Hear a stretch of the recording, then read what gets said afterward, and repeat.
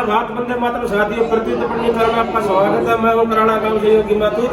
हम यहाँ यूक्रेन से आए एक विद्यार्थी आदित्य माथुर से आपको रूबरू करवाऊंगे, साथ करवाऊंगे कि यूक्रेन से कैसा अनुभव होगा, यूक्रेन से भारत की कैसे यात्रा की, भारत सरकार की कथनी करनी क्या एक समान है, क्या उन्होंने मदद सहायता को मिली, इन्हीं सभी बातों को जानने के लिए आप चलते हैं आदित्य माथुर जी के पास।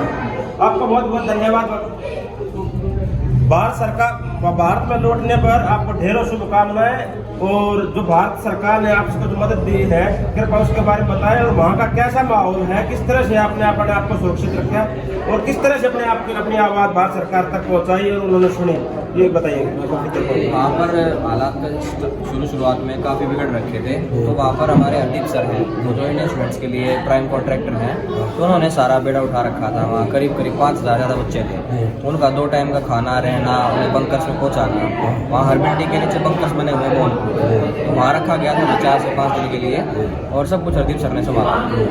फिर वहाँ से जैसे हालात ज़्यादा ख़राब होते गए, बॉम्ब्स की आवाज़ आती जा रही थी, खिड़कियों से हमें दिख रहे थे गिरते हुए, धुआं आ रहा था। तो फिर सोचा कि चलो अब निकल लेते हैं यहाँ से, ज़्यादा और सेफ नहीं है खार्किव शहर, तो इसलिए वहाँ से फिर हम चल पड़े। सर जी की परमिशन ली, अपने पैर छुए और निकल गए। खार्किव शहर से निकले थे, फिर लवीव तक पहुँचने में लग गए कम से कम 2.5 दिन का सफ़र था। 2000 किलोमीटर के आसपास वहाँ पार किया।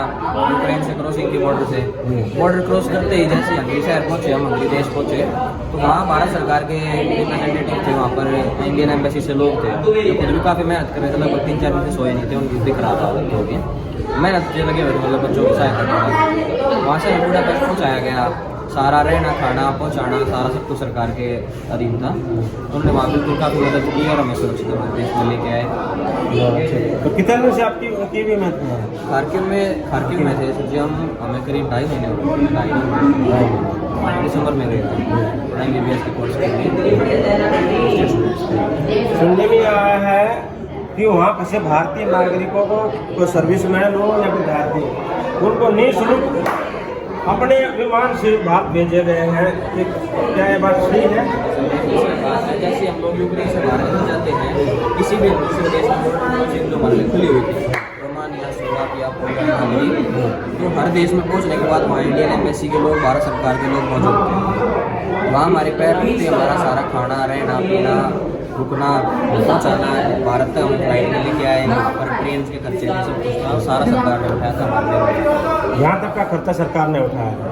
बहुत अच्छे। तो क्या जिस तरह भारत सरकार अपने भारतीयों की मदद कर रही है, तो अन्य देश की सरकार भी वहाँ ऐसे मदद कर पा रही है या सक्षम नहीं है, या इतना जो वैश्विक नेता के रूप में हमारे मोदी जी उभर रहे हैं, क्या उन लोगों में ये विचारधारा नहीं है कि अपने नागरिकों को निकाल के ले जाए? नागरिकों को निकालने के लिए कोशिश देश कर रहा है, जिसकी इतनी पहुँच है, इतनी पावर को उसमें लगा रहे हैं, पर वहाँ का सबसे ज़्यादा प्रभाव जो है वो हमारे देश का रहा है। जो आप US से देखोगे, ब्रिटेन देखोगे, बड़े बड़े देश, नाम के देश हैं, उनसे ज़्यादा प्रभाव वहाँ पर मोदी जी का है, ये बिल्कुल सत्य बात है।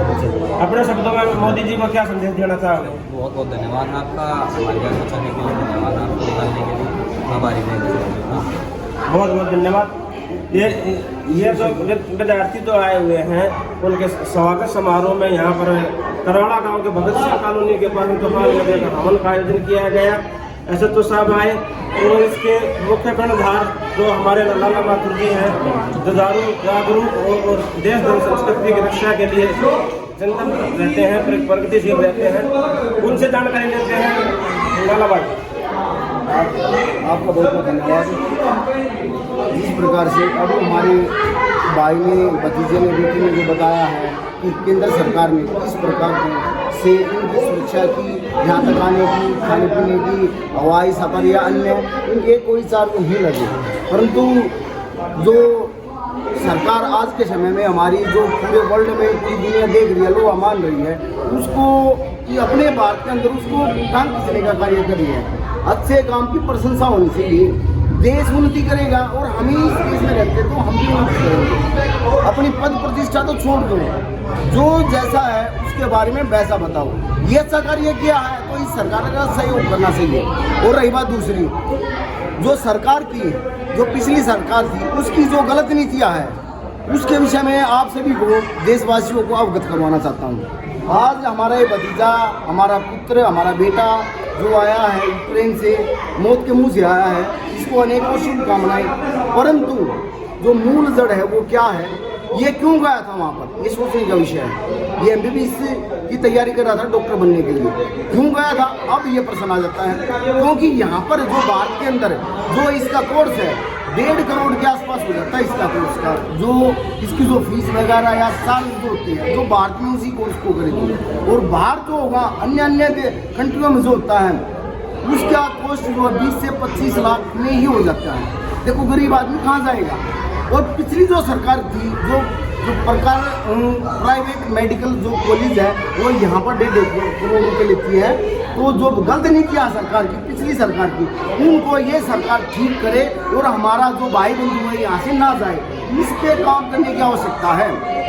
और जो माँ बाप अपने बच्चे को विदेश में भेजने का जो समस्या स्वप्न देखती है, तो उन सबसे भी एक ही प्रार्थना है, कृपया कुछ देर के लिए वह इस बात को अवश्य समझे कि आप जो आपकी संपत्ति है, आपका पुत्र, सबसे बड़ी संपत्ति वो तो आपका पुत्र ही है, आप उसको दूसरे देश में भेज रहे हो।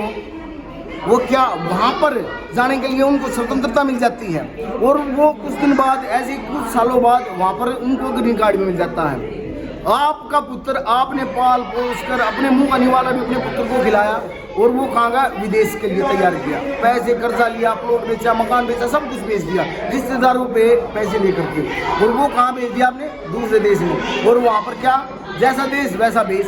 कुछ दिनों पश्चात, कुछ दिन तो उसका मन नहीं लगेगा वहाँ पर, लेकिन आहिस्ता आहिस्ता कुछ सालों के बाद उसी वेशभूषा को वो धारण कर लेगा और वो वहीं पर का नागरिक हो जाएगा। निरंतर वहाँ पर जो सुख सुविधा जो मिलती है, फ्रीडम जो मिलता है, उनसे वो उसके गिफ्ट में आ जाएगा। और वहाँ पर आने के पश्चात क्या होगा, जो यहाँ पर जो बच्चा है वो वहाँ का नागरिक होगा और माता पिता के ऊपर क्या होगा, अंत्येष्टि संस्कार, मृत्यु पे भी नहीं जा पाते। उनके बच्चे जो विदेश में सोचने का सपना देख रहे हैं, अपने बच्चों को भेज रहे हैं, उनके पुत्र उनके अंत्येष्टि संस्कार पर भी नहीं आते। तो भगवान ने आपको इस भारत भूमि पे जन्म दिया है, कृपया यहाँ पर रह करके वो सब कार्य कीजिए ताकि यहाँ पर जो विदेश में जो अच्छी चीज़ें आप वहाँ पर यहाँ पर ही अपने देश में प्रोवाइड करें।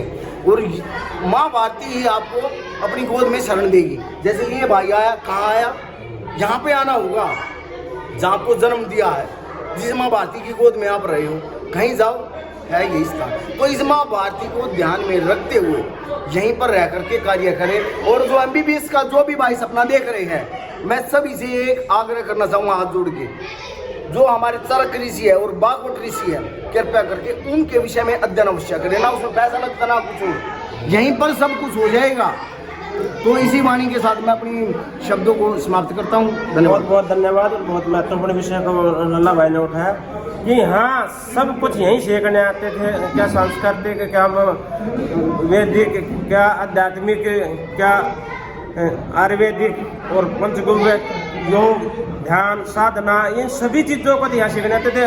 लेकिन अब हमें सीखने के लिए बाहर जाना पड़ रहा है, क्योंकि व्यवस्था कुछ ऐसी बनाई गई है जिससे हम आम आदमी जूझता रहता है और उसको पार नहीं कर पाता है। और एक प्रश्न और इसमें कड़ी में करते हैं, हमें सुनने को आया है कि पाकिस्तान के नागरिक निकल नहीं पाए तो उन्होंने भारत का तिरंगा झंडा लगाया है, तब वो निकल पाए। तो जिस तरह का दृश्य कुछ जानकारी आपकी नॉलेज में है तो कृपया बताइए। पाकिस्तान के कुछ तुर्की स्टूडेंट्स थे जी, उनने हमसे मदद मांगी थी। हमारे खुद के हम 17 बच्चों की एक मिनी वैन हो जाती है, तो हमारी 3 मिनी वैन लगभग भरने वाली थी। तो कुछ 5-6 तुर्की स्टूडेंट्स आए थे। इस आप लोग इंडियन स्टूडेंट्स हो, हमें अपने साथ ले लो, आपको फिर भी हम ज़्यादा सेफ्टी है।